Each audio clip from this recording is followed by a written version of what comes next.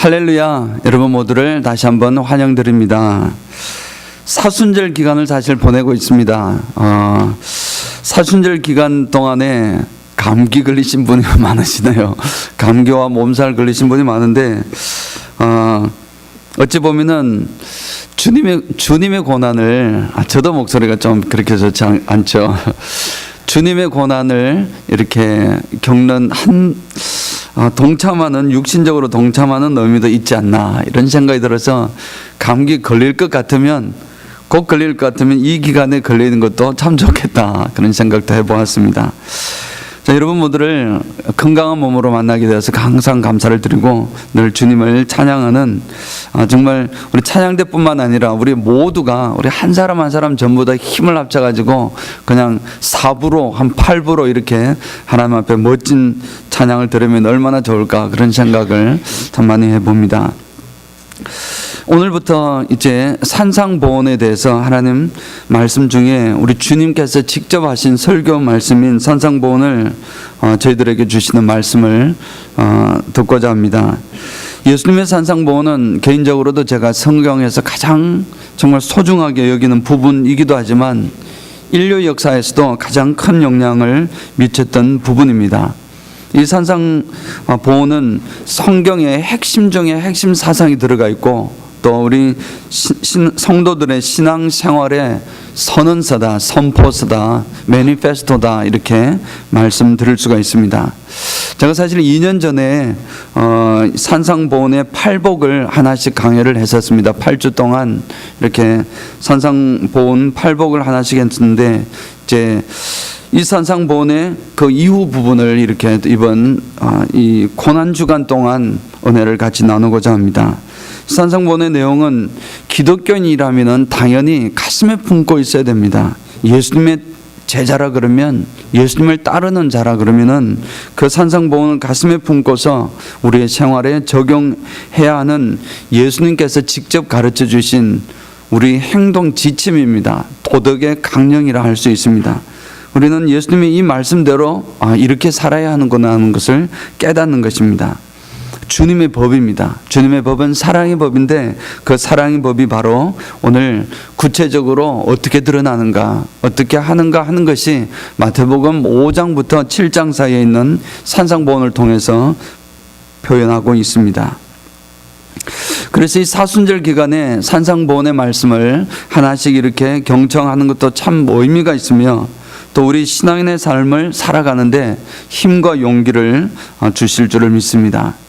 그래서 이제 가능하면 마태복음 5장부터 7장 사이에 있는 중요 내용을 사주에 나눠서 말씀을 드리겠지만, 오늘은 첫 말씀으로 이 산상보훈 전체를 아우르는 가장 핵심적인 중심 말씀인 한 구절, 너희 아버지의 온전하심과 같이 너희도 온전하라. 이 말씀을 통해서 우리 하나님께서 우리에게 주시는 명령을 들으면서, 과연 하나님께서 이 말씀을, 특별히 산상보훈을 우리에게 명령을 주셨는데 어떻게 할 것인지, 어떻게 해야 하는지, 아니면은 여러분들 이미 예상을 하시다시피 이 말씀을 우리가 온전히 지킬 수 없음을 우리는 알고 있는데, 그러면서도 우리 주님께서는 왜 이런 어찌 보면 참 어려운 말씀을 우리에게 주셨을까? 원수를 사랑할 수 없는데 원수를 사랑하라 하시니 왜 그리 하셨을까 하는 그 의미를 찾고 또 그렇게 살아가기를 원하는 것입니다.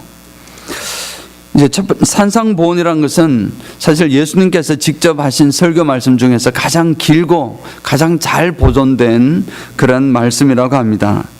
이제 역사적으로도 이 말씀을 통해서 수많은 사람들이 이 영향을 받았는데, 가장 첫 번째 의미는 이 산상보훈을 만나는 사람들마다 깜짝 놀란다는 것입니다.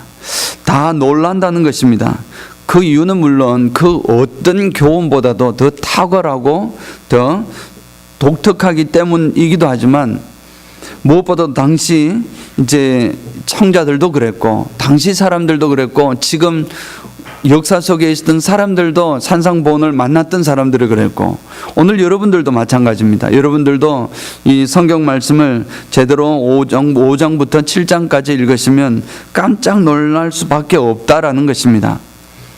오늘날에도 많은 정말 사람들이 이 산상보훈 말씀을 중심으로 행동 지침을 삼고 또 비폭력주의자들이나 이런 사상과 행동의 뿌리를 가지고 있기도 합니다. 하여간 참으로 독특하기도 하고 참으로 이 탁월한 말씀입니다. 그래서 마태복음의 기록자인 마태도 이 산상보험의 예수님의 말씀을 다 전한 후에 마지막으로 이 들었던 사람들의 반응을 이제 마태복음 7장 28절로 29절이 마지막 말씀인데 그 말씀을 이렇게 전하고 있습니다. 반응을 소개하는 것입니다. 예수께서 이 말씀을 마치심에 무리들이 그의 가르치심에 놀라니 깜짝 놀란 것입니다. 이는 가르치는 것이 권위 있는 자와 같고 그들의 서기관과 같지 아니함일러라. 예수님의 말씀 상당히 긴 설교 말씀을 듣고 나서 저들의 첫 번째 반응은 놀랐다는 것입니다. 이럴 수가 하는 반응이다 이렇게 볼 수 있습니다. 왜 놀랐을까요? 왜 놀랐을까요? 이 저들에게 주어진 이 말씀 가운데 들었을 때 왜 첫 번째 반응이 저들이 이렇게 놀랐을까요? 이 놀라운 비밀의 말씀을, 천국의 비밀의 말씀을 이제 쉬운 말로 표현해 주니 그거에 대해서도 권위 있고 또 말씀하시는 것도 다른 서기관들이 그냥 전하는 것보다도 훨씬 권위가 있고 그런 외적인 것에서도 이분이 그 사람들이 놀랐지만 가장 중요한 그들이 놀랐던 이유는 바로 그 내용 때문이었습니다. 내용이 너무 파격적인 것입니다. 그 내용이 너무 충격적이라 할 만큼 정말 파격적인 내용들이었습니다. 마태복음 이 산상보훈은 5장에서 7장까지 나오지만 5장의 내용만 제가 간단하게 요약을 해서 말씀을 드려도 그렇습니다. 한번 들어보시기 바랍니다. 이 마태복음 5장의 말씀은 이렇습니다. 가난하고 억압당하고 핍박받는 사람들, 그 사람들이 복이 있다는 것입니다. 복 있는 사람은 그런 사람, 가난한 사람이 복이 있는 사람이라는 겁니다. 너희는 세상의 빛과 소금이다. 빛과 소금이라 그러고 바리새인의 의가 뛰어난 의인데 바리새인의 의보다 더 낫지 않으면 천국에 들어갈 수 없다. 그렇게 말씀하시는 겁니다. 형제에게 라가라고 욕하는 것, 죄송합니다. 이런 욕하는 것은 욕을 하는 자는 지옥불에 들어갈 것이다. 여자를 보고서 음욕을 품는 자마다 이미 간음죄를 범한 것이다. 아무리 억울해도 세상 법정에 고소하지 말아라. 이혼은 해서는 안 된다. 어떤 상황이든 이혼은 해서는 안 된다. 보복하지 말고 오른뺨을 때리거든 왼뺨도 내어주어라. 대어주어라.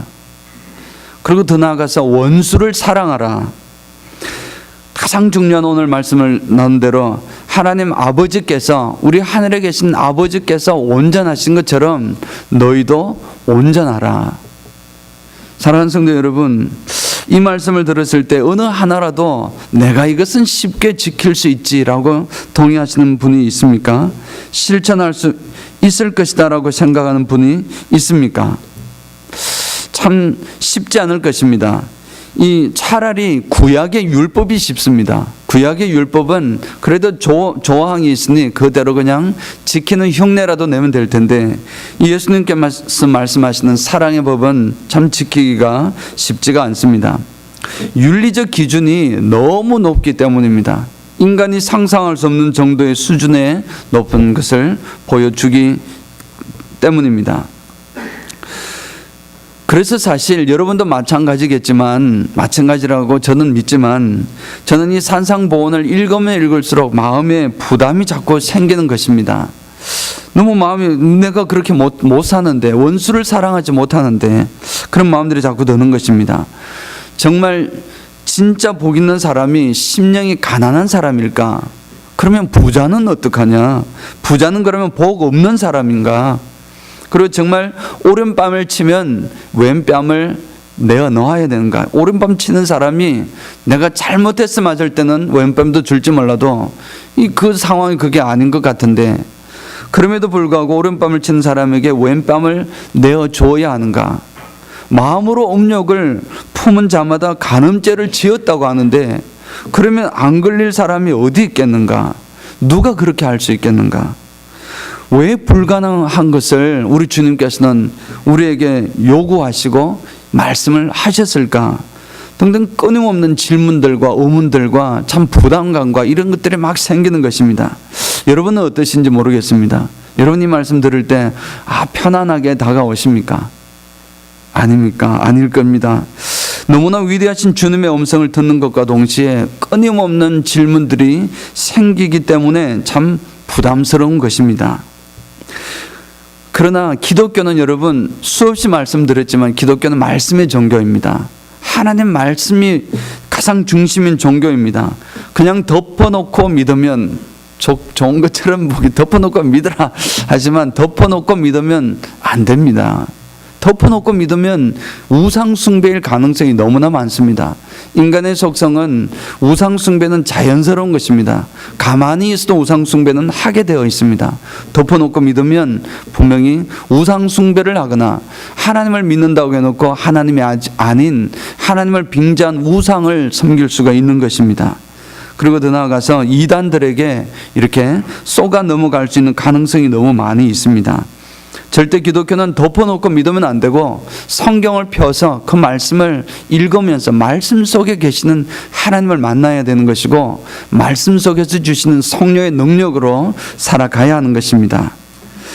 자, 과연 원수를 사랑할 수 없는 우리들에게 왜 원수를 사랑하라고 하셨을까요?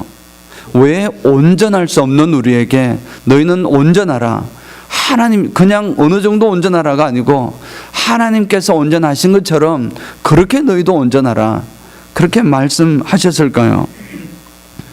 사실 이 질문은 산상보험 전체뿐만 아니라 우리 신앙생활 전체를 아우르는 질문이라 할 수 있습니다. 그 질문에 바르게 대답을 할 수 있어야 됩니다. 이 질문에 바른 대답을 할 수 있어야 우리가 올바른 신앙을 가질 수 있고 또 올바른 신앙 생활을 할 수가 있을 것입니다. 왜 그렇게 주셨을까요? 우리 주님께서는 못 지킬 줄 알면서 왜 주셨을까요? 그럼 괴로움을 좀 당해 바라고 주셨을까요? 첫 번째로 이렇게 생각되는 것은 모델을 제시한 것입니다. 이런 모델이 있다는 것입니다. 인간이 가질 수 있는 최상의 모델은 과연 어떤 것인가? 바로 인간이 가질 수 있는 최상의 모델이 바로 산상보훈에서 말씀하시는 원수를 사랑하고 또 오랜밤을 데워주고 오리를 가자 그러면 심리를 같이 가지고 또 정말 이 높은 곳에 흠황한 곳에다가 모래 위에 성을 쌓는 것이 아니라 정말 말씀 위에 반석 위에 집을 세우고 비판을 하지 않고 등등 이러한 일들을 하는 것입니다. 이러한 가장 인간이 행할 수 있는 가장 이상적인 모습을 예수님께서 제시해 주신 것입니다. 이렇게 살아가는 것입니다. 그 이유는 예수님께서 말씀하시는 법은 사랑의 법입니다. 그 사랑의 법을 가장 제대로 적용하신 분이 하나님이셨습니다. 그런데 그 하나님의 법은 곧 천국의 법입니다. 천국의 법을 제시해 주시기 때문에 천국의 삶을 모델로 해서 우리에게 보여주시는 것입니다. 그래서 산상보훈의 말씀은 사실 온전히 지킬 수 있는 분은 예수님밖에 없습니다. 비록 인간 세상 속에서 사람들이 온전하지는 못한다 할지라도 정말 주님께서 주님의 온전하심을 보여주심으로 이제 한 모델로서 보여주시는 것입니다. 예수 그리스도는 완전하신 분이십니다. 완전하신 예수 그리스도를 보여주셨듯이 그리스도인으로서 살아가야 할 법을 이상적으로 보여주셨습니다. 우리 예수님이 어떤 분이십니까? 아담이 타락을 했습니다. 아담이 타락해서 원죄 때문에 모든 인류가 죽게 되었는데 그 모든 인류를 대신해서 한 새로운 아담, 두 번째 아담이신 예수님을 이 세상에 보내셨습니다. 예수님은 하나님이셨지만 완전한 인간이셨습니다. 그래서 완전한 인간이었고 모든 사람은 예수 그리스도를 닮으려 하고 있습니다. 그러나 이 세상에 존재하는 그 어느 누구도 예수님을 온전히 닮을 수는 없습니다. 예수님과 온전히 같아질 수는 없습니다. 그럼에도 불구하고 우리는 예수님을 닮아가야 하는 것입니다. 또한 이것은 마치 천국에 대해서 말씀하시는 것과 마찬가지입니다. 마치 천국을 이 땅에서는 온전히 완전한 천국이 이루어졌지 않았지만 영원한 천국의 모습을 이미 구약 시대부터 하나님께서는 말씀으로 제시해 주셨습니다. 이사야를 통해서, 예레미야를 통해서 천국의 모습을 보여주셨습니다. 그날에는 어린아이가 독사굴에 손을 넣어도 전혀 해가 없고, 사자와 어린 양이 뛰놀고 같이 뛰어놀고, 모든 것이 자유롭고 모든 것이 평화롭고 모든 것이 풍성한 그러한 모습을 이사야를 통해서 보여주신 것입니다. 천국이 아직 이루어지지 않았지만, 천국이 하나님 나라에서 영원한 곳에서 이루어지지만 이미 보여주신 것입니다. 요한계시록을 통해서, 요한을 통해서 또 천국의 모습을 미리 보여주신 것과 마찬가지라는 것입니다. 그래서 우리는 이 산상보훈에 대하여 당연히 이 말씀 속에 주어진 예수님의 명령, 원수를 사랑하라는 명령으로 요약을 한다면 그 명령에 순종해야 하는 것입니다. 우리는 예수님을 닮아가야 하는 것입니다. 온전히 예수님이 될 수는 없지만 죽을 때까지 우리는 예수님을 닮아가는 것입니다. 우리는 산상보훈의 이 말씀을 영원토록 지켜나가야 순종을 해야 하는 것입니다.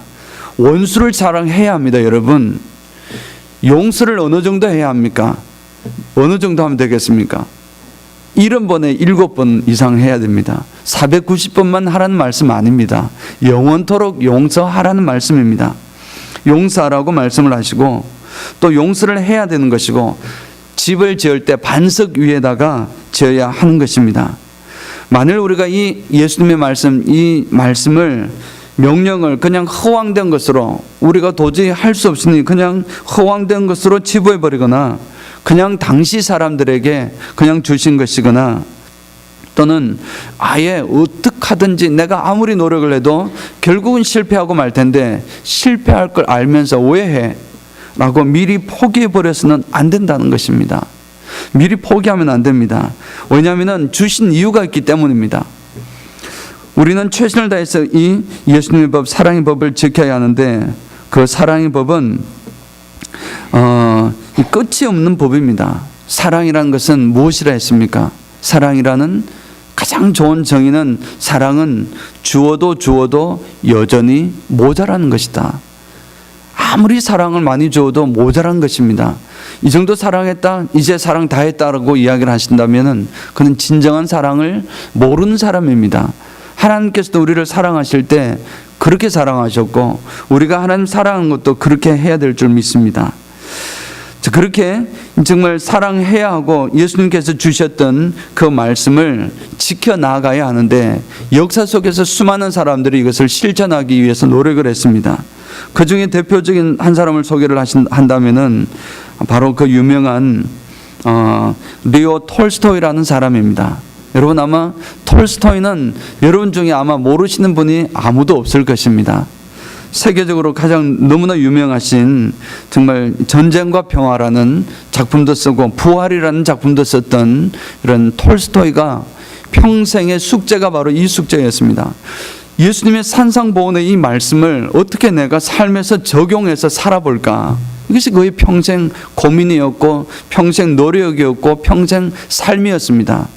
그는 원래 가난한 자가 아니었습니다. 그는 원래 귀족 출신이었습니다. 그래서 귀족이었기 때문에 이 말씀을 대하고, 가난한 자는 복이 있나니 하니까 누가복음에서 이 정말 그 재산을 다 팔아가지고 가난한 자들에게 정말 나누어 주었습니다. 그리고 그는 이 농부와 꽃 같은 옷을 입고서 농부들과 같이 노동을 하기도 했습니다. 물론 소설가이기 때문에 글을 쓰기도 하고 귀족의 정치에 참여하기도 했지만, 그러한 모든 일들 가운데 그 마음은 이 평생토록 이 산상보훈의 말씀을 어떻게 지킬 수 있을까, 이 고민으로 살아간 것입니다. 그렇게 끊임없이 이 톨스토이는 그렇게 살아갔던 것입니다. 그러나 안타깝지만 우리가 잘 아시는 대로 이 산상보훈의 말씀은 지키려 하면 지키려 할수록 그만큼 더 힘들다는 사실을 깨닫게 되는 것이 사실입니다. 어느 누구도, 역사 속에 어느 누구도 이 말씀을 온전히 지키지 못했습니다. 오늘 일부 예배 시간에 지킨 사람 있습니까? 물어보니까 있다고 합니다. 손양원 목사님. 손양원 목사님 정말 여기 말씀에 분명히 거의 다 지켰다고 저는 생각이 됩니다. 그렇지만 손양원 목사님 역시 인간이었을 것입니다. 그 속 깊은 곳에서는 하나님은 인간에 대한 인간성이 분명히 죄성이 있는 것입니다. 그리고 무엇보다도 오늘 아버지의 완전함 같이 그 손양원 목사님이 아무리 온전하다 할지라도 하나님 아버지의 온전하심에 이룰 수가 있겠습니까? 아버지의 온전하심 같이 너희도 온전하라고 하시는데 그 말씀을 어떻게 그가 지킬 수 있었겠습니까? 그리고 그 하시는 모습을 보면은 그걸 지켰다고 자랑하는 모습이 전혀 없음을 우리는 볼 수 있습니다. 이 첫 번째 그 말씀을 주셨던 그 첫 번째 목적이 그래서 하나님의 하나의 모델을 제시해 주신 것이고 그것을 따라갈 수 있도록 길을 보여주신 것입니다. 사람들은 빛이 있으면 저 빛을 따라 사람들은 이제 갈 수 있습니다. 우리의 가장 최상의 모델이고 하나님께서 우리에게 이 세상에 그렇게 살아라고 말씀하신 모델을 제시해 주신 것입니다. 사람들은 순종하고 따라가야 하는 것입니다. 따라가다 보니 문제가 그리할 수 없다는 것을 발견하게 되는 것입니다. 그래서 두 번째로 예수님께서 주셨던 목적은 바로 겸손하라는 것입니다. 이 말씀을 지키면서 이 하나님 말씀 요구하시는 대로 원수를 사랑하라고 그렇게 내가 해보니까 어떤 것을 발견하게 되냐면 내 자신으로서는 불가능하다는 것을 깨닫는 것입니다. 여러분, 원수를 사랑한다고 한 번 할 수 있겠지만 사실은 정말 힘들 것입니다. 그것을 깨닫는 것이고 이 힘든 것이 아니라 나중에는 불가능하다는 것을 깨닫고 하나님 앞에 무릎 꿇을 수밖에 없습니다. 그리고 그러지 못하는 것에 대해서 회개하고 겸손할 수밖에 없는 것입니다. 끝까지 그렇게 살아가면서 우리의 부족함을 인정하라는 것입니다. 쉽게 원수를 사랑할 수 있는 사람 같으면 몰라도 우리 보편적인 사람 같아서는 불가능한 것입니다.